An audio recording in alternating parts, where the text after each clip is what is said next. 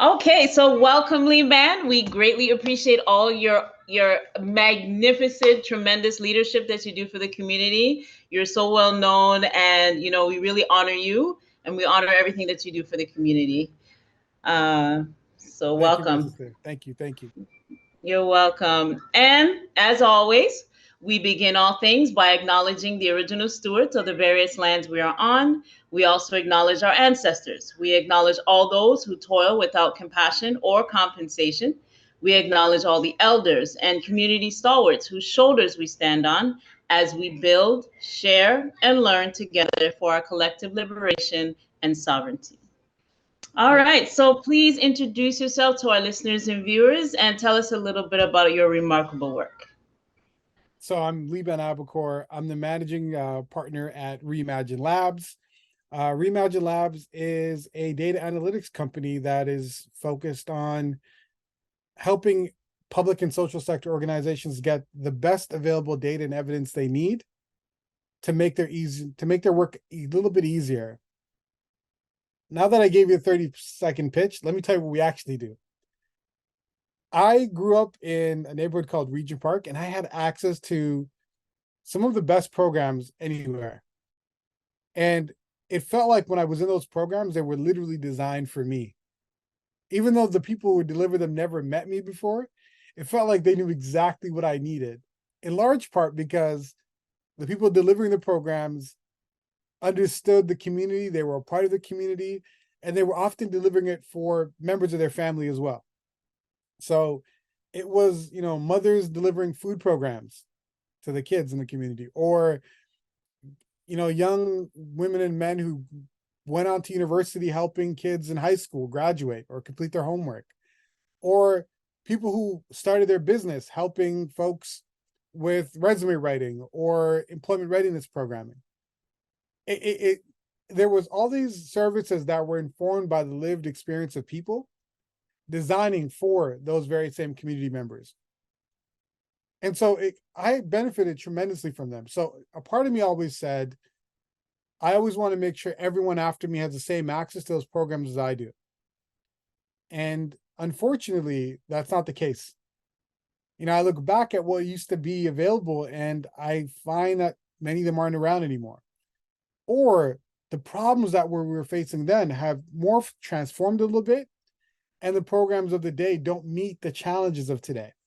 So my focus is on how do we improve the design of programs, the information used to design those programs, so that they're equally effective today as they were back then, and that we're helping solve the problems that folks are actually in desire to see solved. So that's the work that we do. We use a lot of machine learning and artificial intelligence, generative AI specifically, to help deliver that technology solution that underlies our service as an organization. And so that's a little bit about me. That's the job that I have. I know a lot of folks probably know me for another hat, which is the Foundation for Black Communities. But I purposely started with my actual job because that's the thing that's really captured my passion today. And I'd love to talk more about the Foundation for Black Communities work later as this conversation goes. Amazing. That's awesome. How does it feel to be a part of a development of a historical community pillar in the Black community across Canada like the FFBC?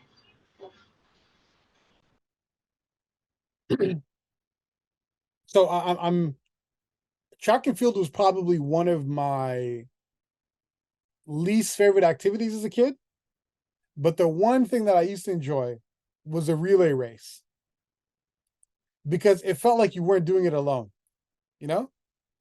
and you had your part to do. And when you did your part, you had to believe and trust that the one before you and the one after you're also going to do their job.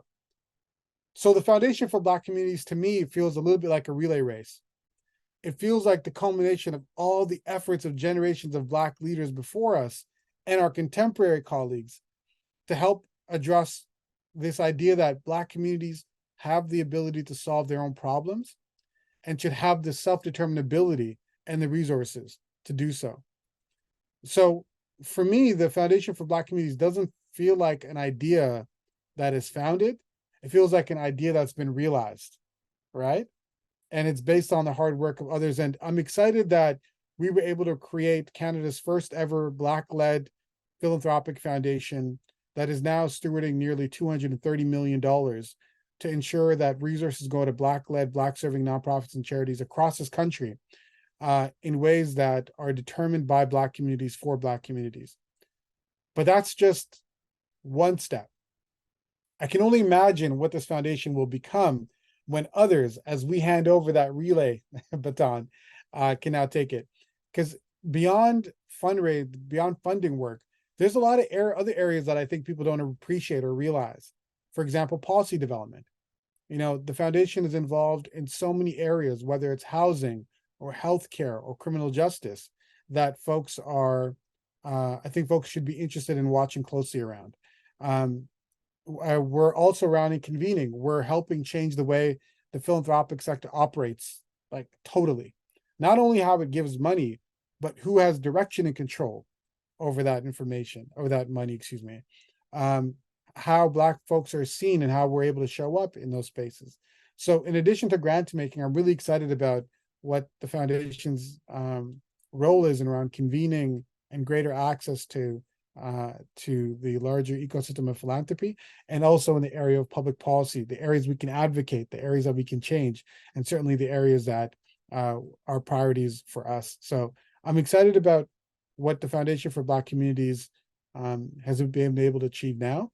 But I go back to thinking, to like saying it's just one part of the race. There's far more. There's a lot more to go. And I'm excited about all the other folks that are joining. You know, every single day we're getting folks excited about joining the foundation's journey, the mission, and calling them into a dream that was also belongs to them. So yeah, we're proud to be a part of it. I'm proud to be a part of it. And you know, my colleagues, Rebecca Darwin and Jacob Blay and Joseph Smith, and all of our board chairs, our board members and volunteers, and our CEO, Gladys Sahovi, and so many more that are part of this journey. So I'm excited, I'm thrilled, and frankly, what's to come is more exciting.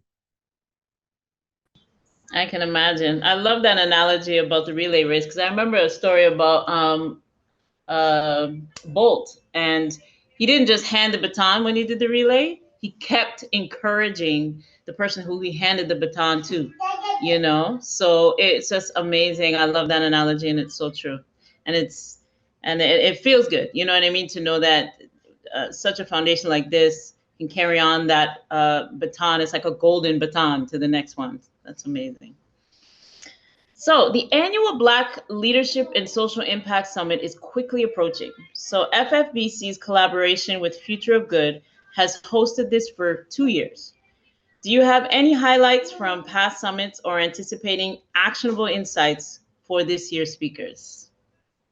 So what's really cool about the Black Leadership Summit is it's intended to highlight exactly that. All of the incredible Black leaders, right? Over the last 3 to 4 years, I've had the chance to travel the country, meeting Black folks who are not only solving problems, but creating like the greatest innovations. Like I'll give you one example. There's this organization called Anaconda Systems in BC, who is figuring out how to create fertilizer from the waste of every single day restaurants. This is helping local farmers completely get access to affordable, reusable, like environmentally friendly fertilizer. It's a young Black man who started that, right? And so I think about those kind of like organizations who are addressing things like climate change, you know, organizations that are addressing food security, housing, and so much more. And we want to highlight them because they're not only solving it for Black communities, they're solving it for Canada.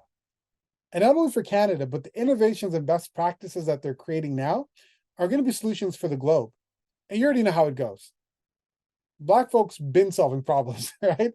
You think about innovations across the world, whether it's medicine or whether it's like technology, like math, like we've played a significant role and leadership, and we want to highlight that.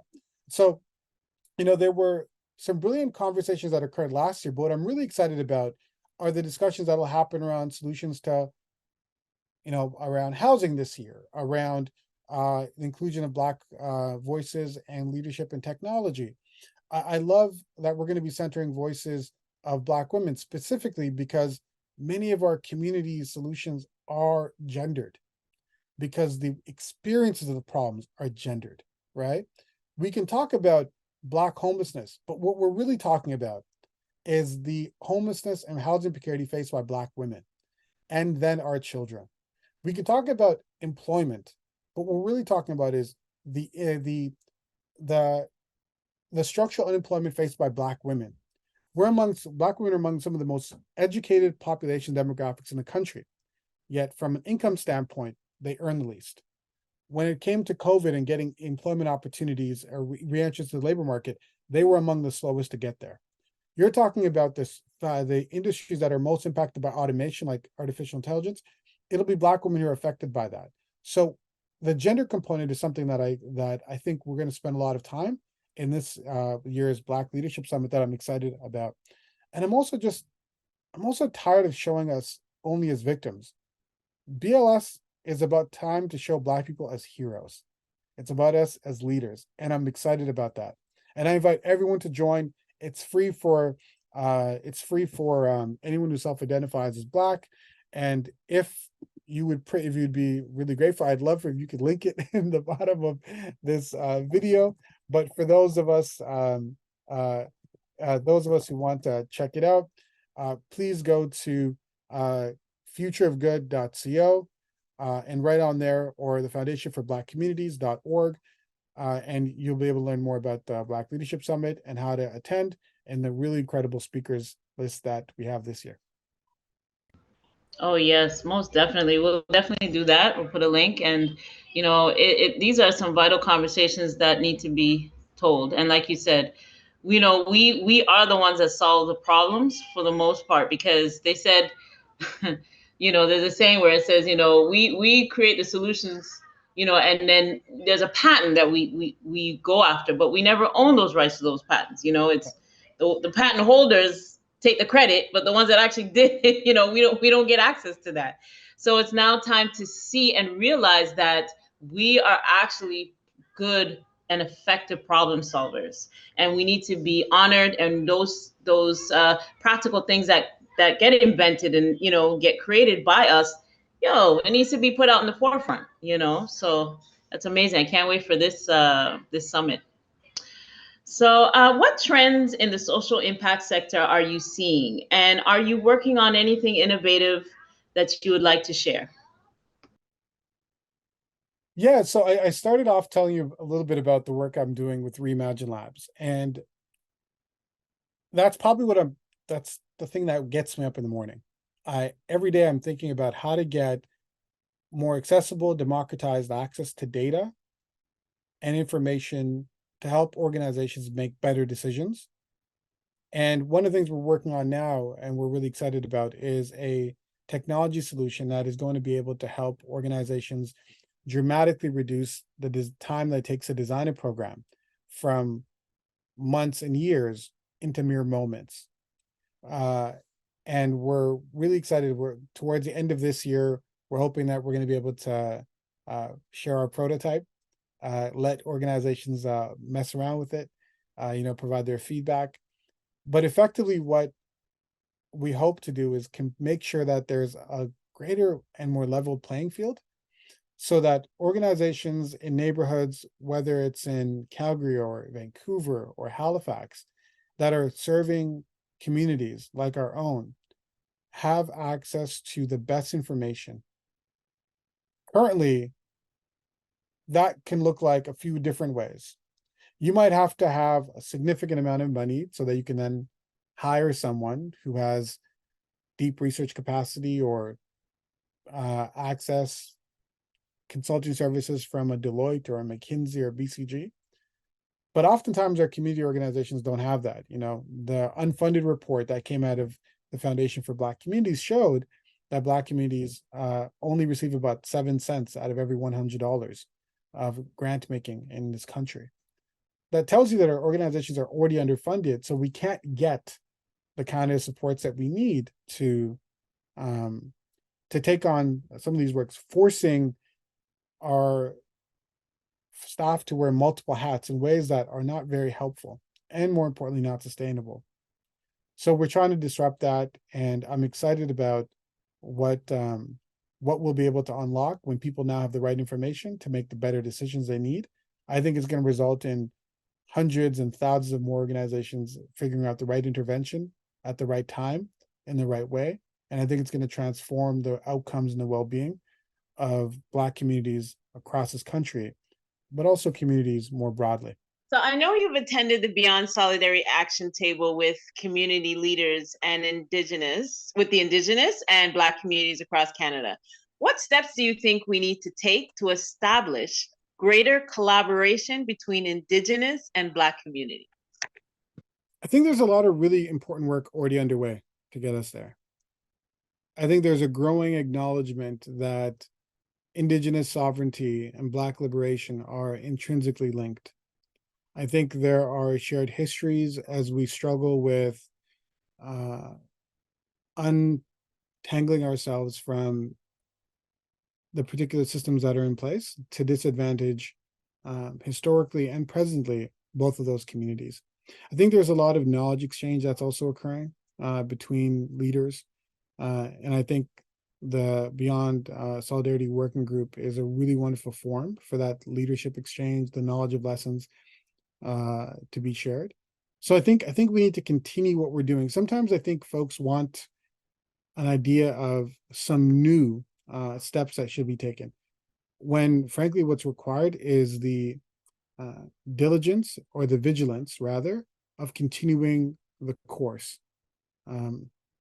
I think about that statement that says the arc of the universe bends towards justice, and like any arc, it's a pathway, and you got to continue to walk that path. And I think we're seeing some really positive developments, whether you look at the Idle No More movement, whether you think about the emergence from both the Black Lives Matter to the activities of racial justice efforts following the murder of George Floyd. I think these are all inflection points that are creating greater attachment, connection, and exchange opportunities. I think one thing that we can do as a Black community, maybe to make a more pointed effort, is to really start thinking about how do we understand, contribute, and support Indigenous efforts around access to basic and fundamental human rights, access to water, reversion of access to their land. It's not access to land, but land ownership. Understanding, supporting treaties, and observing them, and what a role that we play. I think those are some things that we can do. But I think a lot of this is already underway, and I think we're going to begin to see the benefits of that, both in the closeness of the relationship between the different communities, the shared lessons that stem from that. And so I'm hopeful and remain optimistic about what we're already doing. So do you have any closing thoughts or calls to action at this time, Liban? I don't know if these kind of conversations can have closing thoughts, but I'll share a comment to come back to, and that is a shout out to Setsi. I think the platform here that you've created is so important. Even though you're interviewing various people, it's part of a conversation that's on a continuum, right? Many of the folks you're engaging with might be saying the very similar things because we're connecting, we're speaking. There is a zeitgeist that's emerging around fairness and justice, and whether or not you're dealing with social finance or environment or racial justice, it's all interconnected. And I want to see more room for that. I want to see more spaces like the one Setsi's creating to have these really great ideas be shared, engaged with. And I think it's important not to forget, as I mentioned earlier, that there is a relay race effect here, right? No one person is going to be a solution. And in fact, the solutions are going to stem from the work that happened before us. So we should be really good students of history, and we should be really good stewards of the future, because the work we're doing now is the baton that we're going to hand off to future generations. And the question that we should ask ourselves, is this the baton that we want to hand off? And that's the thing that I think a lot about. Is the work that we're doing now something that we would be very proud of to hand off as the baton to the future? And I don't know that answer, but I know that so many of us are working towards that. And this is these kind of conversations are really important parts of that. So thank you for inviting me. I'm really, really proud and honored that I was able to share this platform with you, Ma'at. And I look forward to not the closing thoughts, but the continuation of this conversation. Absolutely. Well, we are so honored, we're so delighted, and we're so grateful that you took the time out to come on to the Setsi, just our Setsi page. And like I said, it'll be on the YouTube page. And I know a lot of people will be very inspired by the conversation that we had, the answers that you gave, the profound answers you gave, thought-provoking answers you gave, and something to take away, and getting ready for the next generation to carry that baton. And that is the key, to make sure that that foundation has been laid so that the next generation can get that head start, because I can even say sometimes in my generation, we didn't have that head start, or it wasn't acknowledged, but it was always there. It just wasn't acknowledged. But now we're in an age of acknowledgement. We're in the age of knowing. So we know now. It's like, when you know better, you do better. That's where we're at now. So I so appreciate you, Setsi, appreciate you so much.